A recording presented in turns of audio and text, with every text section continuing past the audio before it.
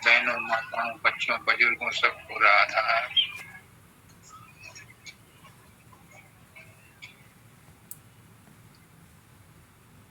हम सब इस संसार में आए हैं,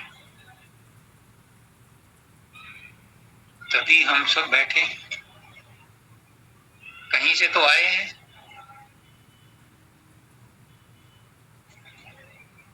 और क्यों आए हैं ये पता नहीं। हम कौन हैं ये भी पता नहीं। हमें क्या करना है ये भी पता नहीं, और कहाँ जाना ये भी पता नहीं। और यही बताने के लिए गुरु आता है। कबीर साहब जो लाए थे तो उन्होंने चादर के बारे में बताया। दत्ता साहब LIC में फील्ड अफसर थे तो उन्होंने अपने अब दफ्तरों के एग्जाम्पल दिए, एम्प्लॉय को कैसे अनुशासन में रहना चाहिए और क्या उनके साथ करना है। तो जो जिसमें होता है वो उसी को बताता है, पर वो सब चीजें घेर करके बताते हैं हमारे जीवन के बारे में कि हम कौन हैं। हम इस शरीर को ही मैं मान लेते हैं कि मैं जयश्री हूँ, मैं धनश्री हूँ, मैं अनिरुद्ध हूँ, मैं राजेश हूँ, मैं ये हूँ। ये शरीर तो हम हजारों लाखों करोड़ों अरबों बार ले लिया, और हर बार हमारा नाम और पता ही बदलता है, लेकिन हम वही रहते हैं। हम इतने थे, इतने बड़े, फिर इतने बड़े, फिर स्कूल में गए, फिर हाई स्कूल किया, फिर इंटर किया, फिर MSc किया, और फिर नौकरी करी, फिर हमारे बच्चे हो गए, लेकिन हम वही हैं। हम नहीं बदले। हमारे अंदर कोई चीज ऐसी है कि जो नहीं बदलती। वो क्या है? हमने अपने शरीर को ही मैं मान लिया, जबकि शरीर तो खोल है, ये तो नष्ट हो जाएगा। इस शरीर से जितने भी संबंध हैं, जितने भी संबंध हैं, ये पति पत्नी का है, भाई का है, माँ बाप का है, किसी का भी शरीर से संबंध है, चाहे मोटर कार का है, चाहे मकान का है। जब ये शरीर बदल जाएगा तो वो संबंध भी बदल जाएंगे। लेकिन एक संबंध है जो कभी नहीं बदलता, और वो है आत्मा का परमात्मा से संबंध। हम इसीलिए आए हैं कि इस शरीर में रहते रहते उस आत्मा को उस परमात्मा से जोड़ दें। इसी के लिए गुरु आता है कि तुम्हें कैसे अपने आप को उस परमात्मा से जोड़ना है। अपने बलबूते पर हम उस परमात्मा से नहीं जुड़ सकते। बहुत से बहुत साइंटिस्ट क्या करते हैं, अपने मन में जब तीव्र लगन होती है तो अपने शरीर को भूल जाते हैं। चाय रखी उन्हें नहीं पता, लेबोरेटरी में कौन है उन्हें नहीं पता। अपने सोच में, अपनी खोज में इतने गुप्त हो जाते हैं, इतने लीन हो जाते हैं कि वो मन में घुस जाते हैं। मन उनका शांत हो जाता है, और मन के शांत होते ही उन्हें नए नए ज्ञान मिलते हैं, और उस ज्ञान में वो नए नए फॉर्मूले खोज लेते हैं। उन फॉर्मूलों को लेकर के उनको नोबेल प्राइज भी मिल जाते हैं, नाम भी कमाते हैं। लेकिन अगर उन्हें कोई आध्यात्मिक गुरु मिला होता तो जिस पॉइंट पर उन्होंने ये ज्ञान प्राप्त किया कि वो ऐसी चीज उन्होंने इजाद की जो पहले किसी को नहीं मालूम थी, उसका स्रोत कहाँ है। अगर वो स्रोत से जुड़ जाते तो आत्मज्ञान भी मिल जाता, और आत्मज्ञान मिल जाता तो सिर्फ उस सब्जेक्ट के बारे में ही PhD ना करते, फिर सारे संसार के बारे में जान जाते। अब कोई भी साइंटिस्ट ऐसा नहीं है जो हर सब्जेक्ट के, हर फील्ड के बारे में जानता हो, लेकिन पुराने ऋषि मुनि सब जानते थे, क्योंकि वो आत्मा से जुड़ जाते थे। बड़े महाराज जी, उनको पहले ही पता चल जाता था कि कौन कौन आ रहा है, खुशबू आ जाती थी। हमारे होशियारपुर वाले बाबा फकीर थे, रिक्शा से अपने घर आते जाते थे, रिक्शा वाला भी भगत ही था। तो वो कहते हैं, पता नहीं नाम तो क्या था उसका, कि खुशबू आ रही है यार, कोई आज मेरा भक्त आने वाला, कोई बड़ा मौसम नहीं होने वाला था, बड़ा फंक्शन नहीं होना था, आज खुशबू आ रही है, कोई मेरा भक्त आने वाला। तो उन्हें दो चार के नाम बताया कि नहीं उसकी खुशबू नहीं है, उसकी खुशबू नहीं है। जब वहां पहुंचे तो पता चला कि डॉक्टर जौहरा आ रहे हैं कानपुर से। ऐसे क्योंकि वो अपने आत्मा से जुड़े हुए थे, आभास हो जाता है। हमारे सब्दानंद जी थे, वो कहते थे कि पशु पक्षियों को ये आभास हो जाता है कि तूफान आने वाला है, और वो उस जंगल को छोड़ के चले जाते हैं, या यहाँ अकाल पड़ने वाला है, पानी की कमी होने वाली है, तो वो पशु पक्षी उस जगह को छोड़ के कहीं और चले जाते हैं। तो वो कहते थे कि इंसान ही एक ऐसा जानवर है जिसको भविष्य की घटनाएं समझ में नहीं आती। क्यों? क्योंकि वो अपने आप से टूटा हुआ है। अगर तुम अपने आप से जुड़ जाओ, गुरु अपने आप से जुड़ा हुआ होता है, उस पर कोई फर्क संसार की चीजों का नहीं पड़ता। ब्यास वाले सामन सिंह जी थे, उनका बेटा मर गया। हमारे जो बाबा फकीर नाम मैंने लिया, ये सत्संग दे रहे थे, एक आदमी आया और इनके कान में कुछ कह के चला गया। ये 1.5 घंटे तक सत्संग देते रहे, और 1.5 घंटे बाद कहता है, भाई मेरा जो वो आदमी आया था वो कह गया मेरा 16 साल का लड़का मर गया, चलो उसको भी क्रिया कर। ये ताकत कहाँ से आती है? ये आत्मा से आती है। उस आत्मा से जुड़ने की बात गुरु करता है, लेकिन कहना इनका कि ये ज्ञान वो उसी को देता है जो उसका अधिकारी होता है, सबको नहीं बांटता। तो जो हमारे अभी कहा कि ये जो चादर हमने ओढ़ रखी है, ये जो शरीर हमने ओढ़ रखा है, बिना इस शरीर के आत्मा मुक्ति नहीं पा सकती। आए तो हम हैं, वापस जाने के लिए हमें क्या करना है? बिना शरीर के देवताओं का स्थूल शरीर नहीं होता, वो वापस नहीं जाते, 24 घंटे के नौकर रहते हैं। सैकड़ों चतुर्युगी बीत जाती हैं, देवता वैसे ही रहते हैं, क्योंकि उनका फिजिकल स्थूल शरीर नहीं होता। फिजिकल शरीर में रह करके ही आत्मा जब गुरु के संग में बैठ करके तपस्या करती है, साधन करती है, तो मोक्ष की अधिकारी होती है। तो कबीर साहब क्या कहते हैं? ये शरीर मिला है तुम्हें एक पर्पज के लिए, ये देश हमारा नहीं है, यहाँ हम परदेसी हैं, यात्रा करने के लिए आए थोड़े दिन के लिए। इस शरीर में रहते हुए गुरु के बताए हुए मार्गदर्शन में अपने आप को, अपने मन को इतना शुद्ध कर लो कि तुम्हारे अंदर मन का पर्दा खत्म हो जाए और परमात्मा की झलक दिखने लगे। इसलिए तो उन्होंने क्या कहा? झीनी झीनी क्या, झीनी झीनी बीनी चदरिया। इस चादर को उस परमात्मा ने बड़े यत्न से बीनी है, क्योंकि इसमें परमात्मा ही रहता है। जिस समय सृष्टि बनी थी, ये आग का गोला थी, सूर्य का टुकड़ा थी, और अभी भी ज्वालामुखी इसीलिए निकलते हैं। जमीन खोदो तो अभी भी वहां गर्म निकलती है। तो इसमें मनुष्य को उतारना था। पहले यहाँ पर जल प्रोवाइड किया गया, फिर वनस्पति लगवाई गई ताकि वो टेस्ट हो जाए।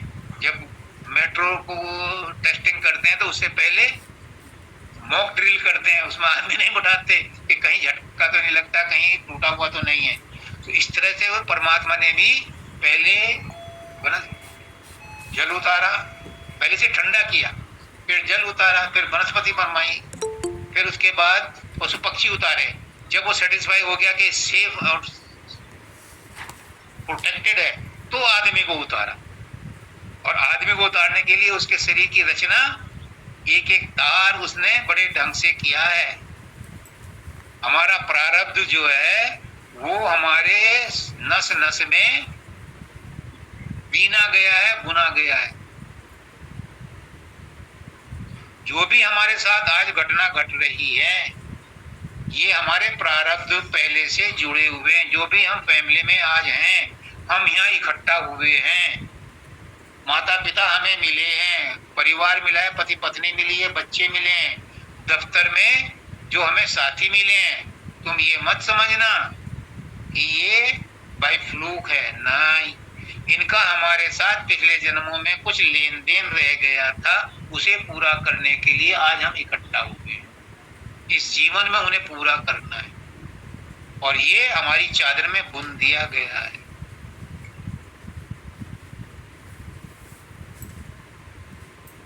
हमारे हर अंग में, हमारे हर विचारों में, हमारे हर कर्म में पहले से ही नियत किया जा चुका है।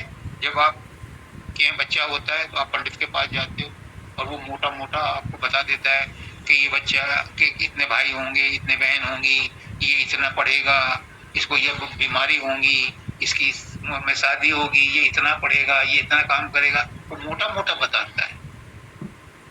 ये किसने किया? ये जब आप आए उससे पहले ही प्लानिंग हो चुकी थी। आपको इस जीवन में किन किन से मुलाकात होनी है, इन सब की प्लानिंग पहले हो गई थी।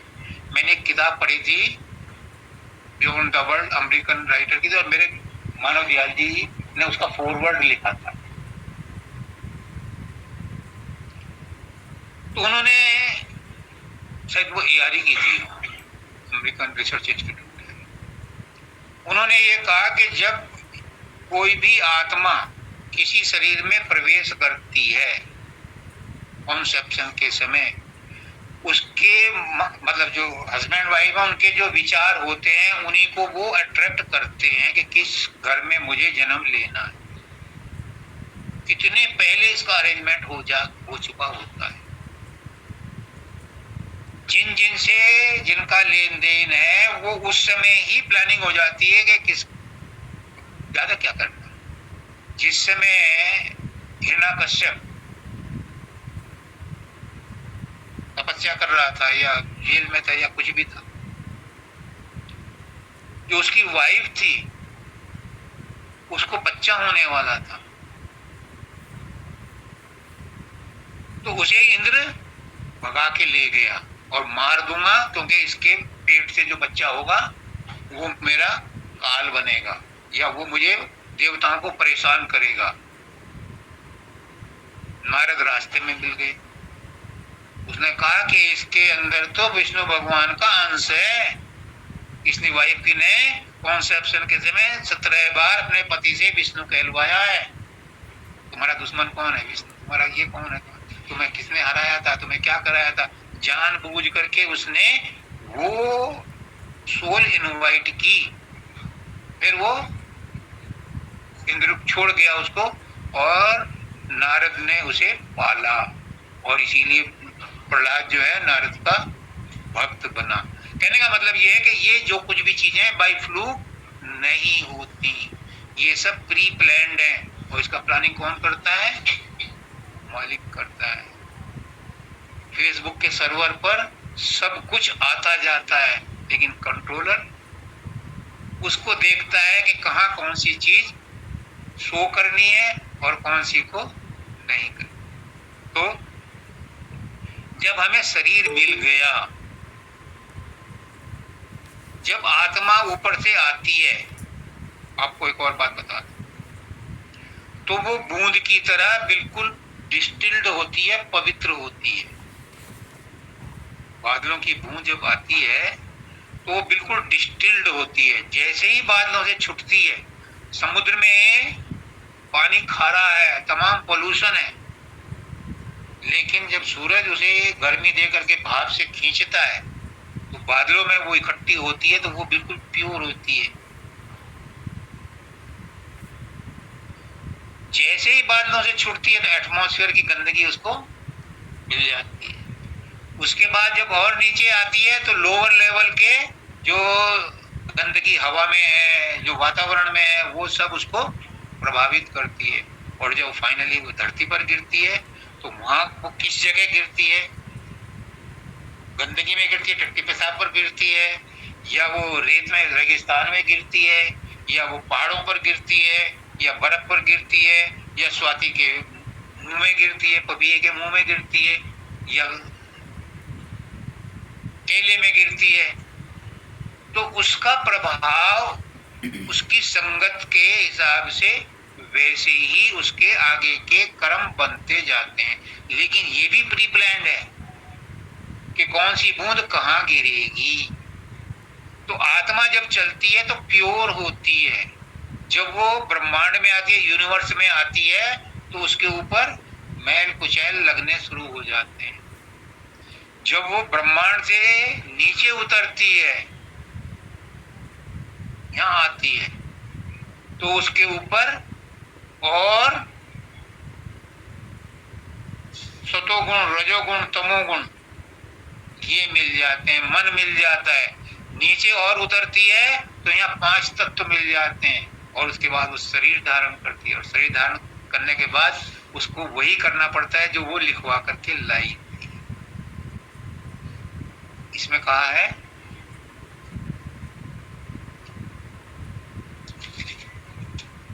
पढ़ो।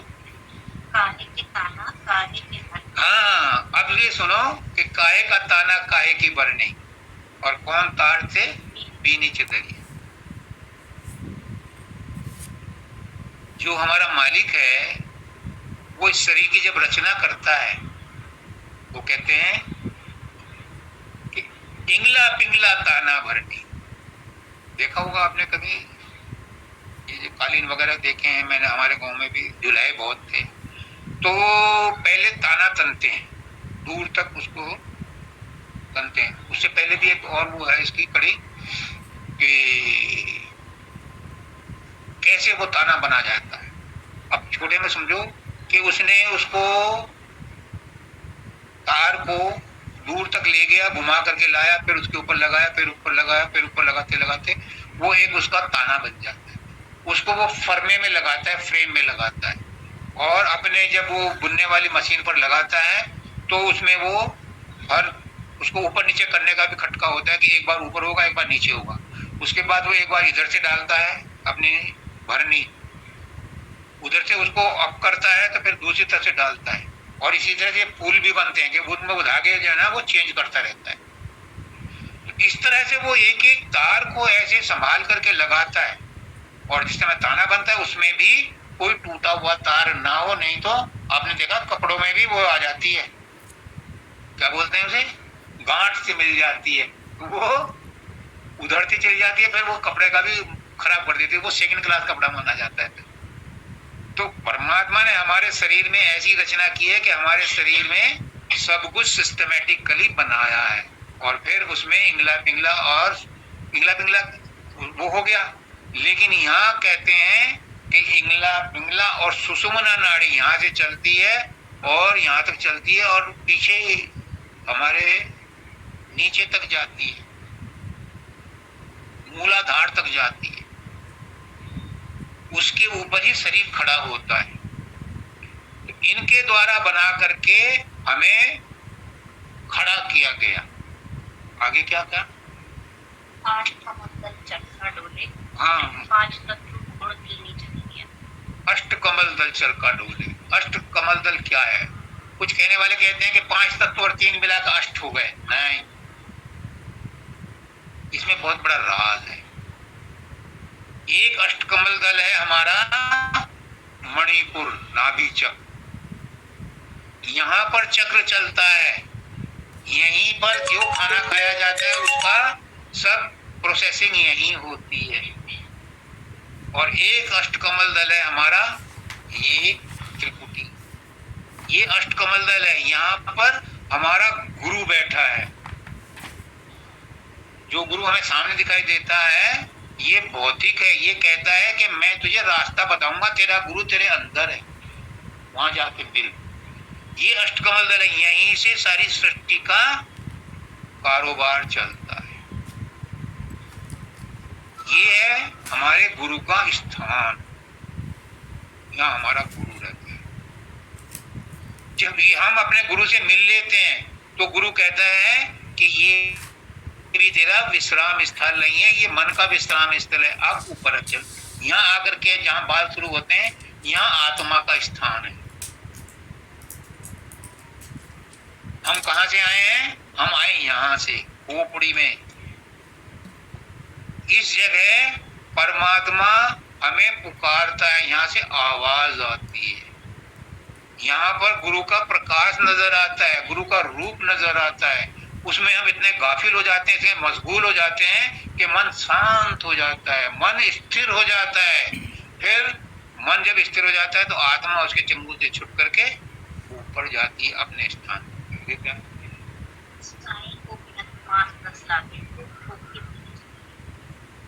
मैं तो बताने की बात नहीं, जो मालिक है उसको ठोक ठोक करके बनता है। और फिर हम शरीर में जब माँ के गर्भ से बाहर आते हैं तो हम अपने आप को पहले तो बच्चा बनते हैं, फिर उसके बाद किशोर बनते हैं, फिर हम आदमी बन जाते हैं। हम अपने आप को शरीर मानने लगते हैं, लेकिन हम एक्चुअली में शरीर में रहने वाले आत्मा है। और आत्मा अजर अमर अविनाशी है और शरीर नाशवान है।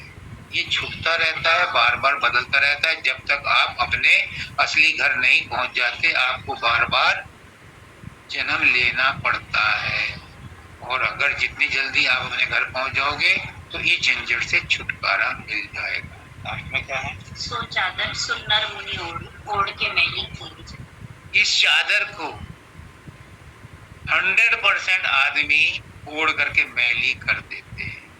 कोई संत महात्मा होते हैं, इस चादर को, इस शरीर को जूं का क्यों रख देते हैं, यानी इससे अपना संबंध नहीं रखते, परमात्मा से जुड़ करके परमात्मा में लीन हो जाते हैं। बहुत कम ऐसे होते हैं, लेकिन गुरु कहता है पारस में और गुरु में यही अंतरो जान, पारस तो कंचन करे, गुरु कर ले आप समान। गुरु आता ही इसलिए है कि वो हमें सोना नहीं बनाता, हमें अपने जैसा बनाता है, यानी हमें इस संसार को छोड़ने की, मुक्ति प्राप्त करने की तरकीब बता देता है। और बताता क्यों है? ताकि आप इसे दूसरों को बताओ, क्योंकि गुरु का शरीर तो पूरा हो जाएगा, उसे आगे कौन बताएगा? इसलिए वो उनमें से ही अपने शिष्यों, धर्म प्रचार। हाँ जी। क्यों? क्योंकि गुरु का शरीर तो पूरा, किया ना रामदास स्वामी ने, पूरा इंडिया में घूम के। वो शरीर उसका पूरा हो जाएगा, उसकी मसाल को आगे कौन ले जाएगा? तो उन्हीं शिष्यों में से वो चुनता है, उन्हीं में से तात्या को चुनते हैं, उन्हीं में से काका जी को चुनते हैं। क्यों? ताकि ये योग्य हैं, ये मेरे मिशन को आगे बढ़ाएंगे।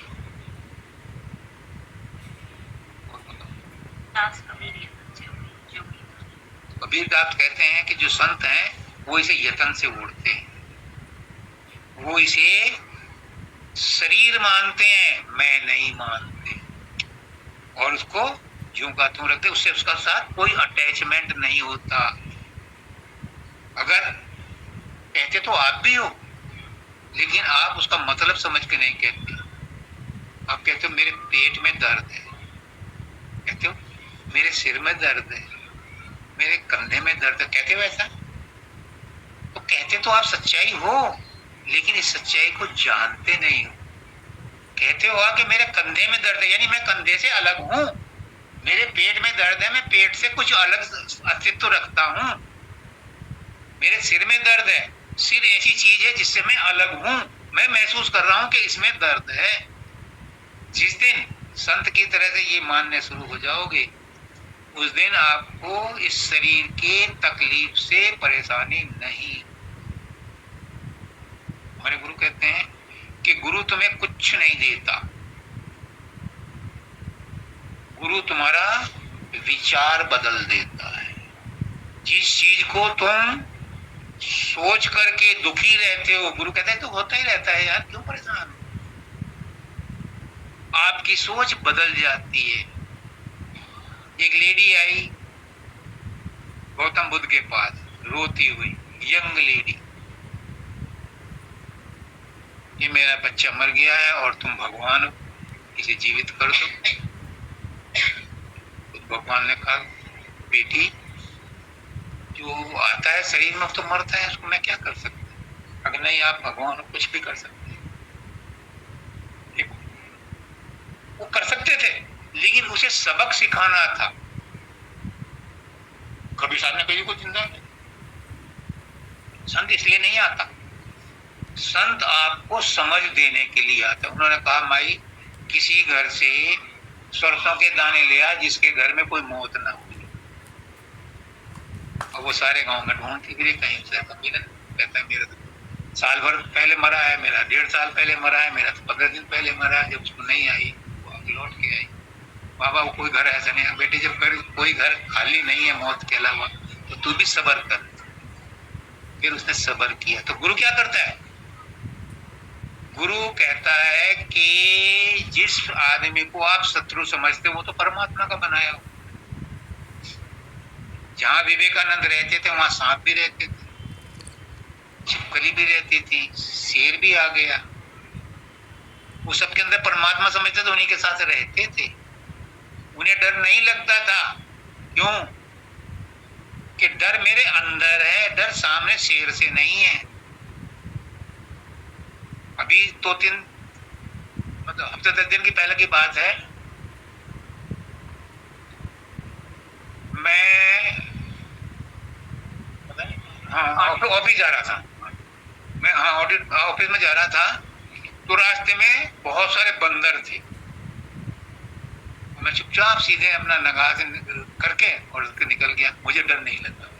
अगर मैं किसी बंदर की तरफ डर के थे देखता तो निकलना मुश्किल होता। तो डर उसके कारण नहीं है, डर मेरे अंदर बैठा है। और गुरु यही डर निकालने के लिए हमें शिक्षा देता है, हमें साधन अभ्यास बताता है कि जिस चीज से तुम डर रहे हो वो डरने की चीज नहीं है, वो परमात्मा ने ही बनाई है। और परमात्मा ने कोई चीज खराब बनाई नहीं। वर्स्ट से वर्स्ट चीज आप देख लो, सांप भी उपयोगी है, उसका जहर भी उपयोगी है। उसने कोई चीज घृणा करने योग्य बनाई ही नहीं। उसने कोई चीज ऐसी बनाई ही नहीं जिसकी शिकायत की जाए, जिसकी चुगली की जाए, जिसकी निंदा की जाए। उसने कोई चीज ऐसी बनाई नहीं। उठा के देख, ये कहां से आता है? ये हमारे मन में विचार आता है। हम मन से किसी को बुरा समझ लेते हैं तो वो बुरा बन जाता है। एक नई नवेली बहू आई है, उसकी सास को अगर ये डाउट हो गया कि ये बढ़िया नहीं है, तो वो चाहे उसकी कितनी ही सेवा करे, कितने ही पैर दबाए, वो ये सोचे कि मेरे पैरों को तोड़ने आ रही है, इसे जोर से लगा रही है। क्योंकि मन में अविश्वास बन गया है। और अगर बहू के दिमाग में आ गया कि बहू बड़ी माने मिसाज जो मेरी बड़ी वो है, सुन लिया किसी से, तो माँ उसको कितने ही प्यार से रखे, वो उसको सहन नहीं कर पाती। उसके दिल में खोट है, दिल खोट। ये जो अपने मन का खोट है, यही हम संसार में देखते हैं। अगर तुम्हें शांति प्रिय जीवन बिताना है तो अपनी सोच बदलनी पड़ेगी। ये मान के चलो कि संसार में कोई भी चीज घृणा करने योग्य है नहीं, क्योंकि सब परमात्मा की भी बनाई। सब कहते तो सब है कि कण कण में भगवान है, लेकिन मानते नहीं। अगर मानना शुरू कर दें तो बच्चे को चांटा क्यों मारा? किसके लगा चांटा? वो परमात्मा के लगा। अकबर बीरबल शाम को नौका विहार कर रहे थे, बैठ गए। तो सलीम को शरारत छोड़ी, सूझी। उसने जो है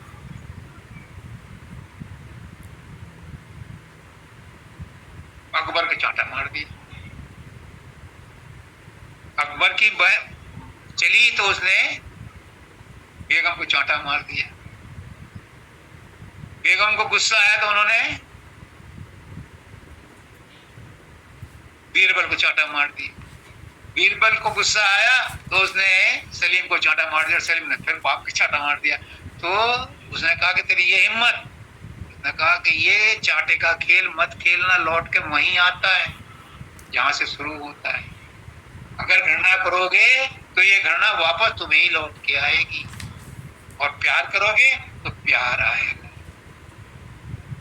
अगर खोटे सिक्के दोगे तो खोटे सिक्के ही चलन में आएंगे, कल वो तुम्हें फिर मिलेगा, रिक्शा वाला देगा नहीं सब्जी वाला देगा।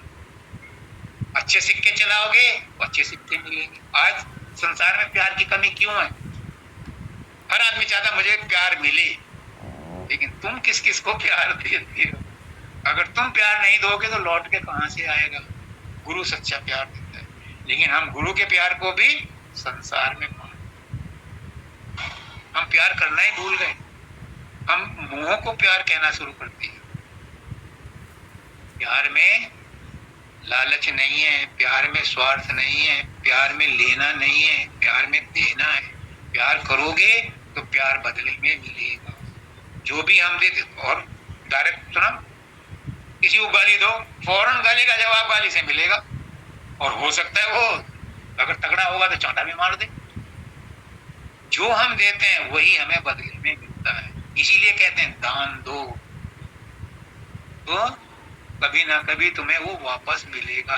पर इस इंटेंशन से मत देना कि मुझे मिलेगा। अगर तुमने दान दिया और ये इच्छा रही कि मुझे इसके बदले में कुछ मिले, तो समझ लो आपने उधार दिया है, और उधार दिया है तो उसे वापस लेने के लिए दूसरा जन्म लेना पड़ेगा। अगर हमने दान दिया है तो इतना दान दो कि उसे दे करके भूल जाओ। हमारे गुरुजी कहते थे पहले वाले, मैं किसी सत्संगी को नहीं कहता कि तुम 10 रुपए चढ़ाओ, 5 रुपए चढ़ाओ, 1 रुपया चढ़ाओ, 50 पैसे चढ़ाओ, ताकि उसे देकर तुम भूल जाओ। और अगर तुम्हें याद है कि आज मैं 100 का नोट दे के आया हूं, तो वो तुमने उधार दिया, फिर अगले जन्म में अगला जन्म तुम्हें लेना पड़ेगा, क्योंकि तुमने कर्ज दिया है। लेकिन एक बात और आगे बताता हूं इसके आगे, जिसने दिया है और जिसने लिया है, अगर वो इस जन्म में अकाउंट स्क्वायर नहीं करते, लेन देन पूरा नहीं करते, तो अगले जन्म में लेन देन करने के लिए किसी ना किसी रूप में आना पड़ेगा। लड़की आई है घर में तो पैसा लेन देन लेने आती है। ये मत समझो कि वो ऐसे ही आ गई है, हम दुखी हैं या वो दुखी है, नहीं, ये प्रारब्ध कर्मों के हिसाब से आई है। बहुत बहुत लड़कियां माँ बाप का नाम रोशन करती हैं। क्यों? क्योंकि उनके पिछले जन्मों के संस्कार ऐसे हैं कि आपने उनके साथ क्या व्यवहार किया था उसका बदला चुकाने आई। गर्भ से चौड़े हो जाते हैं वो लड़कियों की वो देख करके। तो ये मत समझना कि वो कर्जा ही लेने आई हैं। हर आत्मा जिसके साथ भी हमारा इंटरेक्शन होता है, कोई ना कोई हमारा कर्म उनके साथ जुड़ा हुआ है। गुरु कहीं क्या है?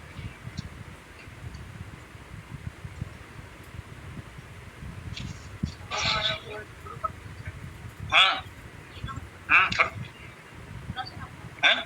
हाँ सुनाओ, मैं बताऊंगा ना कि गुरु गुरु भक्ति है क्या। गुरु भक्ति दृढ़ के करो, पीछे और उपाय, बिन गुरु भक्ति मोह जग कभी न काटा जाए। अगर संसार में सुखी रहना चाहते हो, संसार में, अगली बात नहीं कर रहा, संसार में सुखी रहना चाहते हो, फालतू के मुकदमों से, झंझटों से, चिक चिक से, झकझक से बचना चाहते हो, मन के विचारों में दुखी नहीं होना चाहते, तो गुरु भक्ति करो। जो गुरु भक्ति करता है, क्या है गुरु भक्ति? एक स्थान होता है, एक सज्जन होता है, एक ऐसी जगह होती है जहां जाकर के हम झुकते हैं। और जिन चरणों में हम झुकते हैं उसी को हम गुरु कह सकते हैं। जब तक आप किसी के सामने झुकोगे नहीं, आप अपने दोस्त के सामने नहीं झुक सकते, बच्चों के सामने नहीं झुक सकते, माँ बाप के सामने भी झुकते हुए शर्म आती है, हाथ यहीं तक आते हैं, नीचे तक नहीं जाते। जब तक किसी के सामने झुकेंगे नहीं, अहंकार की टोकरी सिर पे ही रहेगी, नीचे नहीं आएगी। गुरु इसीलिए किया जाता है कि हमारी अहंकार की टोकरी रखने का एक जगह तो मिल जाए। इसलिए उस गुरु की भक्ति करो। गुरु कोई मामूली चीज नहीं है।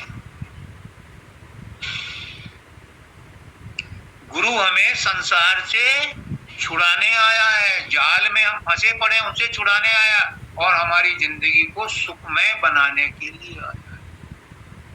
तो पहला काम है गुरु भक्ति दृढ़कर करो, और काम बाद में कर लेना। गुरु की भक्ति पहले करो, गुरु ने जो काम बताया वो पहले करो, तो आपको मानसिक शांति मिलेगी, शारीरिक आराम मिलेगा। हम गुरु तो कर लिया, उसका नाम को भी जपते हैं, लेकिन गुरु भक्ति नहीं की, गुरु से नेह नहीं लगा। अपने बच्चे को जब यूएस में है लड़की, तो जब फोन करते हैं तो बड़े प्यार से बात करते हैं, संसार को नहीं पता, पड़ोसी को नहीं बता रहे मैं बेटी से बात कर रही हूँ, अपने आप करते हैं। और कभी प्यार में तो आंसू भी आ जाते हैं। और जब भगवान की भक्ति करते हैं तो क्या करते हैं, लाओ जी ढोल, लाओ जी मजीरा, लाओ जी हारमोनियम, हम गुरु की भक्ति करेंगे, भगवान की भक्ति करेंगे। क्या करते हैं, दूसरों को दिखाते हैं। अगर उसमें सब लाइक माइंडेड हैं तो वो एक दूसरे के विचारों से आदान प्रदान कर लें, बढ़िया है। लेकिन सिर्फ इसलिए कि पड़ोसी की नींद भले ही खराब हो जाए, हम तो कीर्तन करेंगे, तो ये गुरु भक्ति नहीं है। गुरु भक्ति तो अपने बच्चे से चुपचाप करते।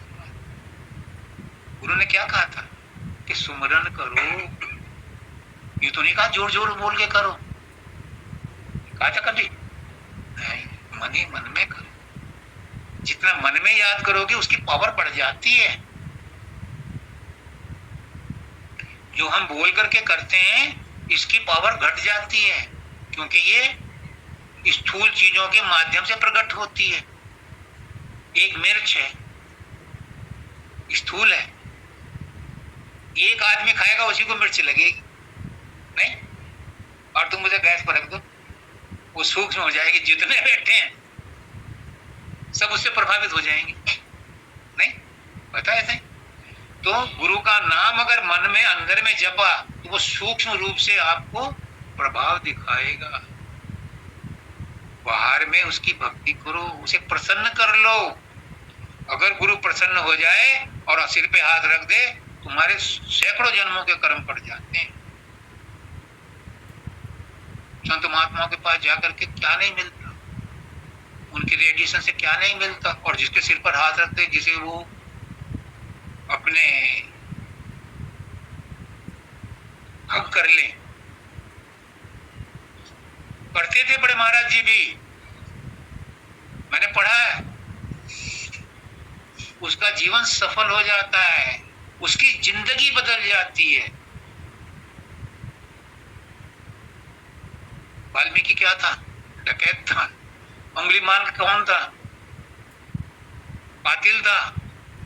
संत के साथ पहुंचा, संत के पास पहुंचा तो जीवन बदल गया। हमारा गुरु भी इतना ही ताकतवर है। मानो अपने अंदर कि मेरा गुरु इतना ही ताकतवर है, क्योंकि वो परमात्मा से जुड़ा है। उसके साथ रह करके अगर मेरे सिर पे हाथ रखा, याद करके सो जाओ, रात को ना तुम्हारे जो है सारा जीवन बदल जाए। लेकिन हम इन चीजों को भुला देते हैं। हम गुरु को अंदर से याद नहीं करते, गुरु को बाहर बाहर गाता, गुरु को अंदर में नहीं लाता। फिर काम तेरा कैसे हो भाई, नहीं बनता। आगे क्या है, गुरु की मोह जब कभी न काटा जाए। बिना गुरु भक्ति के संसार का मोह माया जाल नहीं कटता, इसी में उलझे रहते हैं, भक्ति भी करते हैं। एक लेडी आई महाराज जी के पास धाम पर, महाराज जी मुझे 40 साल हो गए, सत्संग में भी आती हूँ, साधन अभ्यास भी करती हूँ, कुछ तरक्की नहीं हुई, कुछ समझ में नहीं आया। उन्होंने कहा कि हमारे धाम में बहुत कमरे खाली हैं, तेरे बेटे बेटी पोता पोती सब हो गए, देवता देवती सब कुछ हो गए, उनके लालच छोड़, उनका मोह छोड़, यहाँ आकर रहने लग। मैं गारंटी देता हूँ 15 दिन में तेरा सब कुछ हो जाएगा। उनका मोह तो नहीं छूटता मुझसे। बच्चा पेशाब भी करता है तो उसको समझते बड़ा पवित्र कर दिया इसने। मतलब जनरल वो है कहने का मतलब, जब तक हम संसार के मोह माया में पड़े हैं, तो जो गुरु की भक्ति कर रहे हैं, जो हम माला जप रहे हैं, जो हम उसका नाम ले रहे हैं, वो भी पूरा 100% हमें बेनिफिट नहीं दे रहा। अगर इसके साथ में हम अंदर में गुरु से प्रेम करें, गुरु को अपने अंदर में बिठाएं, उसका रूप देखें, और साथ में ये जो कर रहे हैं ये भी करते रहें, तो देखो कितना चमत्कार। हमें बताया नहीं गया क्योंकि उनको इतना टाइम नहीं मिला था। अगर और समय मिलता तो वो अगली क्लास की आपको और एजुकेशन दे दे, तो आपको समझ में आता कि मुझे आगे क्या करना है। अभी इन्होंने बताया माता जी ने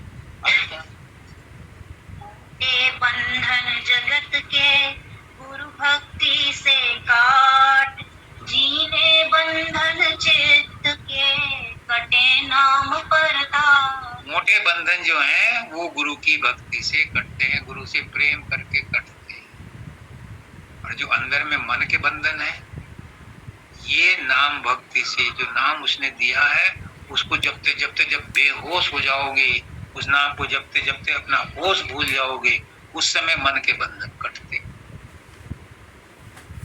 एक साधारण वो बताऊं, याद करने की चीज है, कठोर साधन करने की जरूरत नहीं है। जिसने बंधन में फंसाया है छुड़ाएगा वही, जाल माया मोह के आकर कटाएगा। विश्वास करो कि जिसने हमें पैदा किया है, जिस गुरु ने हमें नाम दिया है, वो परमात्मा ही है। जब उसने हमें फंसाया है तो वही हमें छुड़ाएगा भी, पर जबान से नहीं, आत्मा से। क्या है तेरे पास? जिसने बंधन में फंसे नहीं है, कोई बात नहीं, मेरे पास है।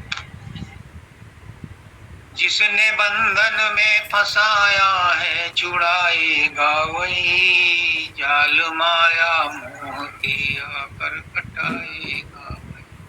अगर विश्वास नहीं है तो गुरु सामने बैठा तो भी कुछ नहीं, विश्वास तो करना पड़ेगा। और तुम विश्वास किस पे कर रहे हो? दूसरा है कौन? सब तो एक ही है, और हम किस पे विश्वास कर रहे हैं? जब मैं बैंक में नौकरी करता था तो मैं कहता था दूसरे पे विश्वास वही कर सकता है जिसको अपने ऊपर विश्वास है।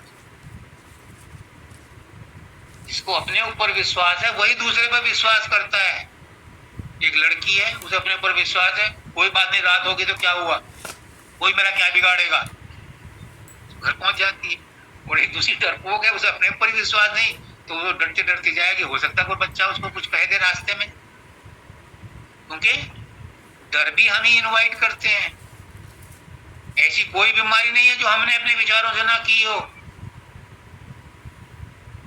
87 में मैंने गाड़ी खरीदी, मुझे कोई किसी ने सिखाया नहीं था, मैं अपने हिट एंड ट्रायल से सीख कर। तो 1-2 साल बाद मैं सोचता था यार बहुत दिन हो गए एक्सीडेंट नहीं हुआ, उसी दिन होता था। हम जिस चीज की उम्मीद करते हैं वो फौरन हो जाती है। अगर हम डरेंगे तो डर हमारे और ज्यादा सताएगा। तो वो है दर्द में रक्षक बनाता हर घड़ी, जागता जीता पुरुष अब भी बचाएगा वही। शोक क्यों करता है? इस शोक से क्या लाभ है? तेरी करनी तेरी का हाँ, तेरी करनी लाभ का कारण बनाएगा तेरी वही। कमी लाभ का कारण बनाएगा वही। विश्वास तो करो उस पर। वो बैठा है कि मुझे कोई बुलाए तो सही, वो तैयार बैठा है, लेकिन हम उसे नहीं बुलाते। संसार के और चीजों से लगाव रखते हैं, उन्हें बुलाते हैं। उसका नाथ जी कहते थे, हर इंसान एक लिस्ट बनाता है कि इमरजेंसी में, मुसीबत में कौन कौन उसके काम आए। उसमें पति का, पत्नी का, भाई का, देवर का, जेठ का, ससुराल में मामा का, ताऊ का, सबका नाम होगा। यहाँ तक के फ्रेंड का भी नाम होगा, उनके टेलीफोन नंबर भी होंगे। और फ्रेंड का कोई अगर रिलेटिव में मजिस्ट्रेट है या कोई डीएसपी है, उसका भी नाम होगा। हालांकि कभी हमारी उससे जान पहचान या बात नहीं हुई है, वो उस लिस्ट में नाम होगा, पर भगवान का नाम नहीं होगा, गुरु का नाम नहीं होगा। जबकि कृष्ण भगवान कहते हैं कि जो भी तुम्हारी मदद करने आता है वो मेरी मर्जी से आता है। जिसकी मर्जी से हमारी मदद होती है उसका नाम हम भूल जाते हैं। तो फिर गलती परमात्मा की नहीं है। जब तक द्रौपदी अपने पतियों को और चाचा को और पितामह को और सबकी तरफ नजर लगा दी और गुरु द्रोणाचार्य की तरफ देखती रही और उनसे प्रार्थना करती, उसकी मदद नहीं हुई। जब उसने अंत में देख लिया कि कोई मेरी मदद नहीं करता, तो परमात्मा को पुकारा, श्री कृष्ण पुकारा, वो हाजिर हो गए। अपनी लिस्ट में परमात्मा का नाम रखो। मैं अच्छा कहता हूँ जो पढ़ने वाले होते हैं कि अपना जब भी तुम पढ़ो, जब भी तुम एग्जाम दो, जब भी तुम सो, जब भी तुम खाओ, उस परमात्मा को अपने साथ रखो। है आपने मुझे ये आज पढ़ने के लिए दिया है, ये मैंने पढ़ लिया, और कुछ बताओ तो वो पढ़ लूं। पढ़ना आपने ही है, करना आप नहीं है, लेकिन आप परमात्मा को उसका साथी बना लो। एग्जाम में भी आप मुझे मदद करना, तो फिर वो वही तो एग्जाम में आपके आंसर देता है। बनाओ, उसे साथी बनाओ, उसे जिम्मेदारी सौंपो, वो अपनी जिम्मेदारी निभाता है। वो जो वो है ना इंटर फेल, क्या है वो, 12th फेल, जब उसको अंदर में अपना कॉन्फिडेंस हो गया तब पास हुआ, तब उसको जो है वो आईएएस मिला, वो आईपीएस बना। वो जब तक दूसरों पर डिपेंड था, नकल की पर्चियां बनाता था, तब तक कुछ नहीं मिला। अपना कॉन्फिडेंस। मैं जब लड़कों को तैयार करता था इंटरव्यू के लिए, तो मैं उनको कहता था तुम्हारे फेस से कॉन्फिडेंस जाहिर होना चाहिए कि you are a suitable person. अगर तुम्हारे अंदर डर है तो तुम सेलेक्ट नहीं होगे, रेस्ट अश्योर्ड। अगर तुम कॉन्फिडेंट हो, मेरे भाई थे, जब वो गांव गए और गांव से उन्हें आकर आना था रुड़की में सीबीआरआई में इंटरव्यू देने, पहले दादरी में थे, तो सीबीआरआई में इंटरव्यू हुआ, मतलब पोस्ट निकली, उन्होंने अप्लाई किया, मुझसे बोले कि मैं रुड़की में रहता था, वहां से मिलिया। मैंने कहा मिलिया, अच्छा आशीर्वाद मिल जाएगा। जब आए तो वो गाड़ी लेट हो गई या बारिश हो गई, तो वो थोड़ा लेट हो गए। और वहाँ जो है पहले से सिफारिश लगी हुई थी, और ये तो कॉन्फिडेंट थे। जब इनसे क्वेश्चन आंसर हुए तो बोर्ड के मेंबर थे, जो बोर्ड का चेयरमैन था, किसी बात पर अटक गए। उसने कहा sir you bring the book, read on page 292, this is written like and he was selected. कौन मंगा रहा है वो तो कॉन्फिडेंस देखना चाहते हैं तुम्हारे अंदर कितना कॉन्फिडेंस है। सुभाष चंद्र बोस को जब वो आईएएस सेलेक्ट हुआ, उसका इंटरव्यू हुआ, इन बच्चों के लिए बता रहा हूं, तो उसने कहा इंटरव्यू में, अंग्रेज थे, कि mister Bose suppose you are not selected, why do you suppose, I am confident I will be selected. दूसरा बोला if, why do you use if, और जब तीसरे ने कहा तो उन्हें टेबल पे हाथ मारा, 5 टूट गया एंड ही वाज सेलेक्टेड। मैं ये नहीं कहता इतना एजिटेट हो, लेकिन अपने अंदर कॉन्फिडेंस हो। और वही बाहर में कॉन्फिडेंस कौन जाहिर करेगा, जिसके अंदर कॉन्फिडेंस है। अभी मैंने बोला कि जो अंदर में अपने आप पर विश्वास करता है वही दूसरों पर विश्वास कर सकता है। अगर पहले से ही तुम्हारे मन में शक है कि पार्टनर्स कहीं मेरा हाथ धोखा ना कर दें, तो फिर पार्टनरशिप नहीं से देगी। अपने ऊपर विश्वास होना चाहिए। कोई नहीं, अगला बताओ, एक ना हो सकता। जिनको राम की चाह हाँ, वो बोल, पूरा वो इनके सबके लिए जरूरी है। हाँ, बोलो। जिनको चाह राम की साधो, राम उन्हें मिल जाते हैं। रामदास के पास राम है और नहीं कोई पाते हैं।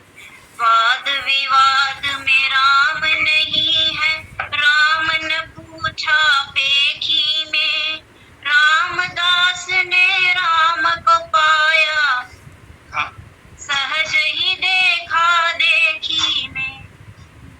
जिनको राम की चाह है उसे राम मिलेगा, लेकिन वो चाह कैसी होनी चाहिए?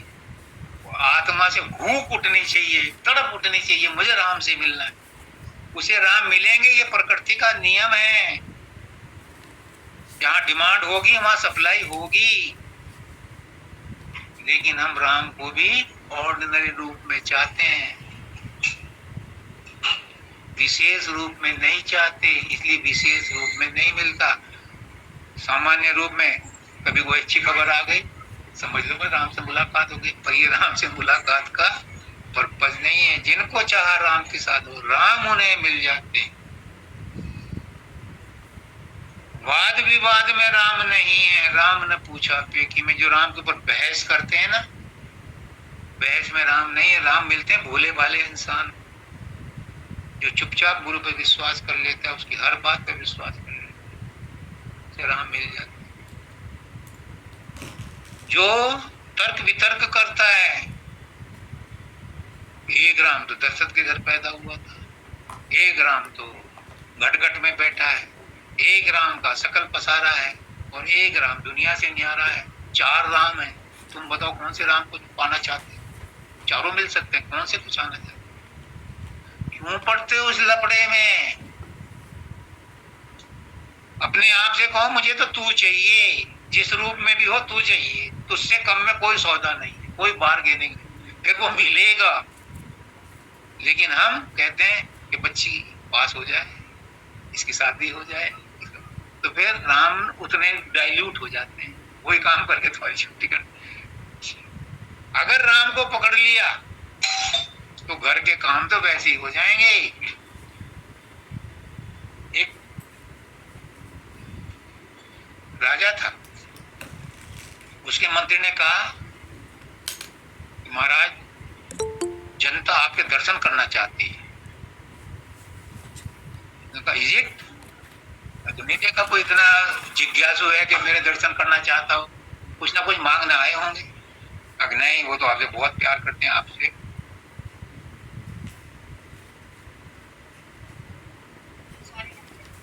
कोई नहीं। तो उन्होंने कहा कि उनको बोल दो 3 दिन बाद हम रामलीला ग्राउंड में मिलेंगे। और 3 दिन तक उस राजा ने उस सड़क के, उस रोड के चारों तरफ इतने लुभावने, इतने पोर्टेबल गिफ्ट लगा दिए, और सब को लिख दिया एक आदमी एक बार में एक गिफ्ट फ्री ले जा सकता है। राजा वहां सुबह से शाम तक बैठा रहा, कोई वहां तक नहीं पहुंचा। सब गिफ्ट ले लेकर के अपने घर को जाते रहे, बार बार ले जाते रहे, बार बार ले जाते। राम की चाह नहीं थी उन्हें, संसार की चाह थी। एक आदमी आया, वो जैसा पागल, वो सीधा चला गया राजा के पास तक। उसने कहा कि तुम कहाँ जा रहे हो? राजा से मिलना है, आज तुमने छूट दे रखी है। राजा के पास गया, उन्होंने राजा का गट्टा पकड़ लिया, मुझे तो राजा चाहिए।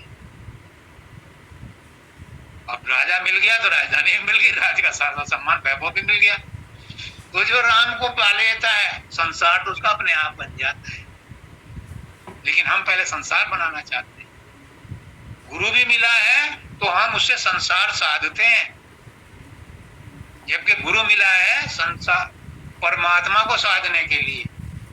तो जो साध्य है उसे हमने साधन बना लिया, और जो साधन है उसे साध्य बना लिया, इसलिए नहीं मिलता राम। राम नहीं तीरथ में रहते, राम भरत के साथ नहीं, रामदास के हाथ राम है, औरों के वह हाथ नहीं। तीरथ भरत में मिलते हैं, ऐसा नहीं है कि उन स्थानों में जहां हमारे महात्मा रहे, संत रहे, ऋषि मुनि रहे, उनका प्रभाव खत्म हो गया। हाँ, अब खत्म हो गया है, क्योंकि अब वहाँ 5 स्टार होटल बन गए हैं, रिजोर्ट बन गए हैं। पहले वहां पर उनकी रेडिएशंस रहती थी, इसलिए तीर्थ में जाने का फायदा होता था। गंगा में कावेरी में, गोदावरी में नहाने का भी फल मिलता था। लेकिन आज तो इतने पोल्यूटेड हो गए कि सब में तो गंद फैली हुई है। मैं किसी की आलोचना नहीं करता, मैं आपको सिर्फ एक बात पर जोर देना चाहता हूं कि बाहर में अगर मिल सकता है, बाहर में मिल सकता है, कहां कहां ढूंढोगे? बाहर तो बहुत बड़ा है, तीर्थ स्थान भी बहुत हैं, सब जगह मिलेगा। लेकिन अगर वहां मिलेगा तो यहां भी मिलेगा।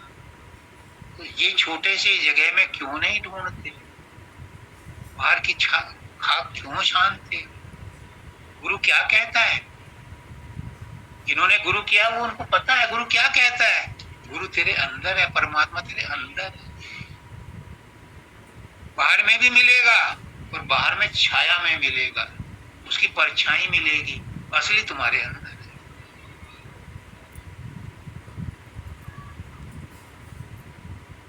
जिसको अपने अंदर में एहसास हो गया, परमात्मा उसका गुलाम हो जाता है।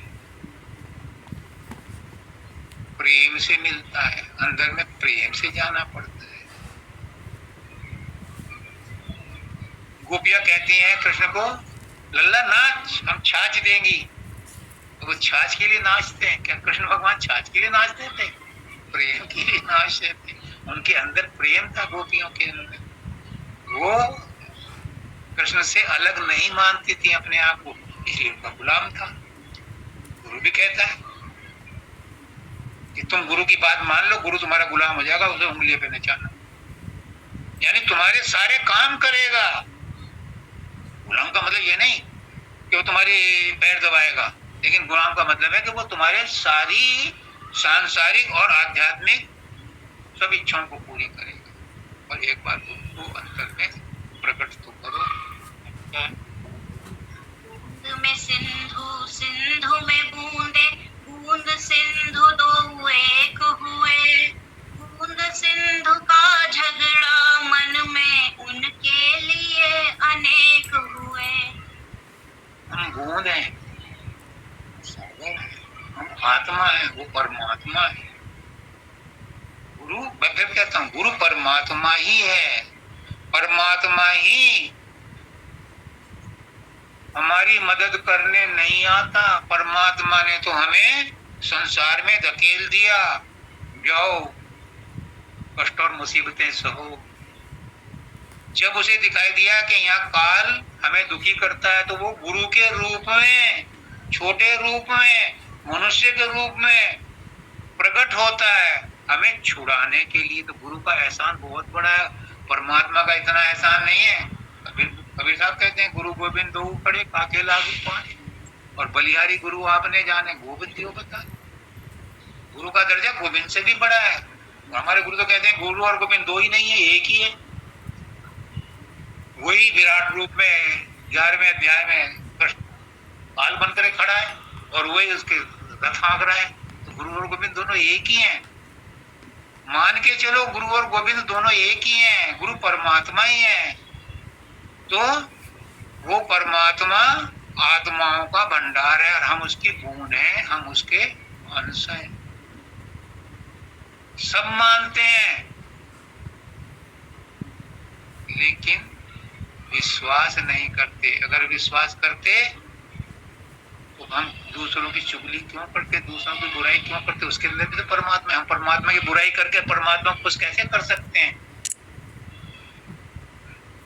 किसी अफसर के पास तुम जाओ फाइल लेके, और उसके कुत्ते को मार दो डंडा, तो क्या वो अफसर तुम्हारी फाइल पर साइन करेगा? नहीं, क्योंकि तुमने उसे कुत्ते को मारा। तो हम क्या है, दूसरा क्या है, वो भी तो परमात्मा के अंश है। अगर तुमने उसे दुखी कर दिया तो परमात्मा हमसे कुछ कैसे पूछ सकते? अपने मन को समझाने के लिए। मैं ही नहीं कहता कि सबके साथ ऐसा करो। हमारे गुरु कहते हैं कि जो आपके साथ परमात्मा ने लगाए हैं उनके साथ तो व्यवहार कर सकते हो। ज्यादा बड़ी सोसाइटी में ना जाओ, अपने परिवार के साथ तो मिल बैठ करके रह सकते हो। परिवार में भी तुम एक साथ नहीं रह सकते तो किसकी और सेवा करोगे? उसका भी एक इलाज बताया, बताऊं? संस्कृत में एक श्लोक है उपनिषद का, क्या हम सबकी सेवा नहीं कर सकते, लेकिन हम मन से तो कह सकते हैं सर्वे भवन्तु सुखिनः सर्वे सन्तु निरामया सर्वे भद्राणि पश्यन्तु मा कश्चित् दुःखभाग् भवेत्। परमात्मा क्या कहता है? ये आदमी सबका भला चाहता है, ये आदमी औरों से बेहतर है, ये किसी का नुकसान नहीं चाहता। दूसरा, जब सबका भला होगा तो मेरा भी भला हो जाएगा,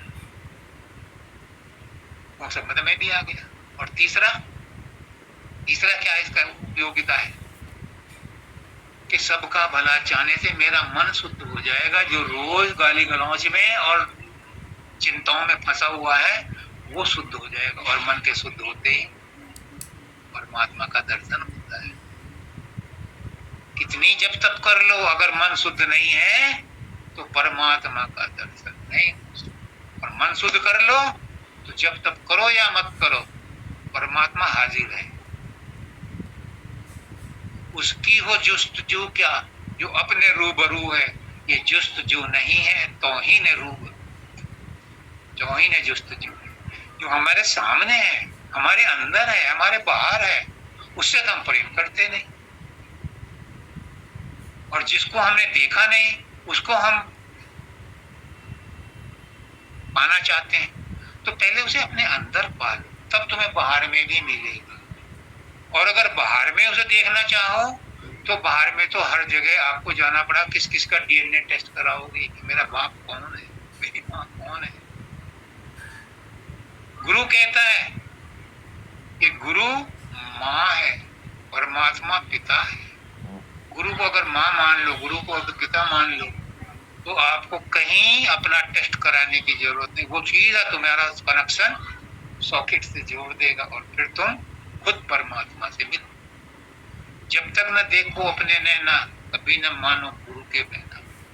गुरु की बात पर भी तब तक विश्वास न करना जब तक तुम्हें अपना अनुभव ना हो जाए। और मैं गारंटी के साथ कहता हूँ, मैंने अनुभव किया है, गुरु के कहने पे चलो और तुम्हें महसूस होगा कि हाँ परमात्मा मेरे अंदर है।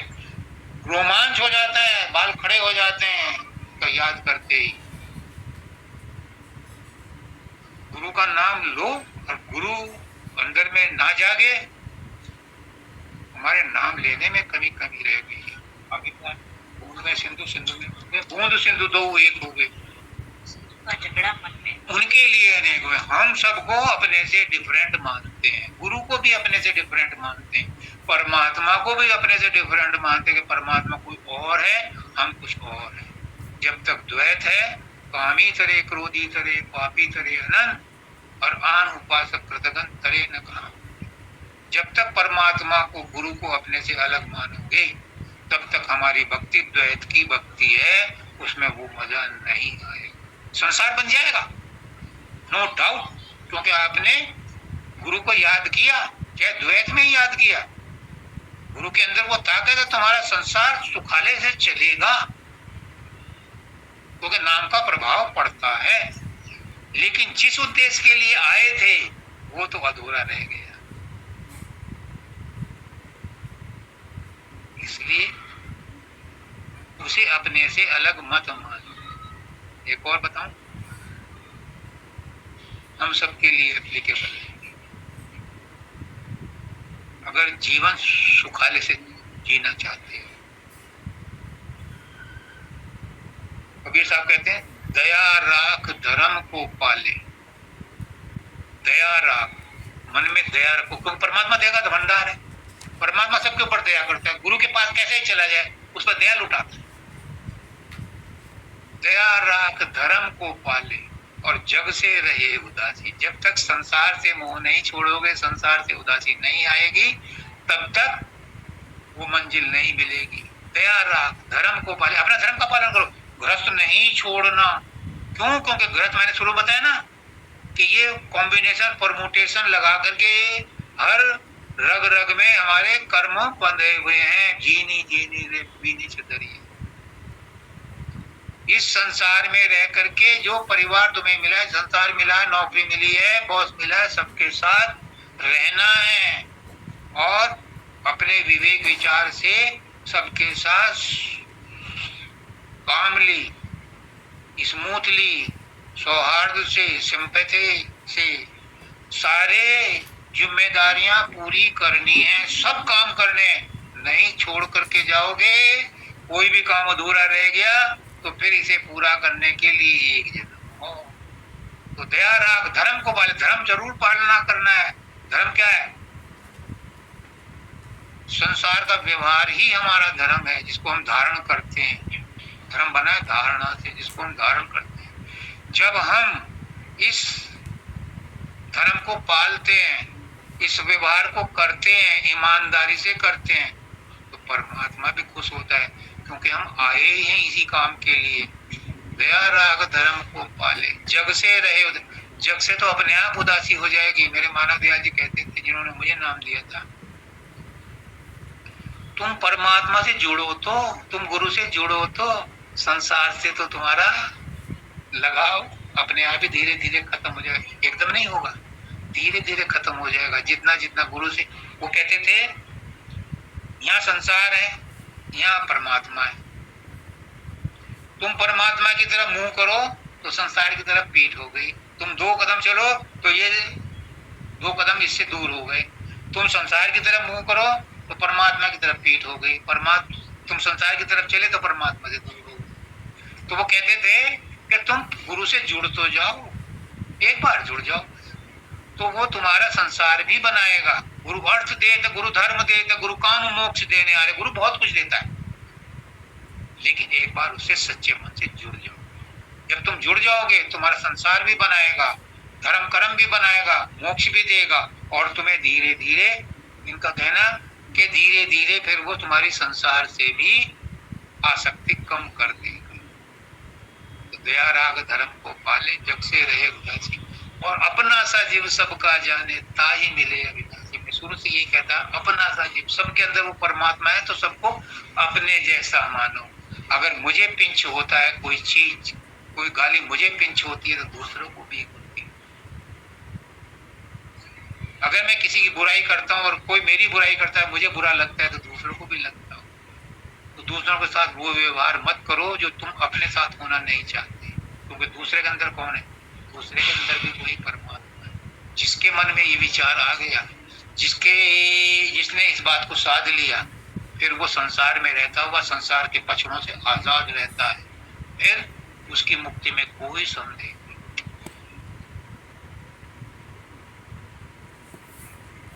कुछ बात आई? कुछ संदेह है? कुछ क्वेश्चन है? पूछो पूछो।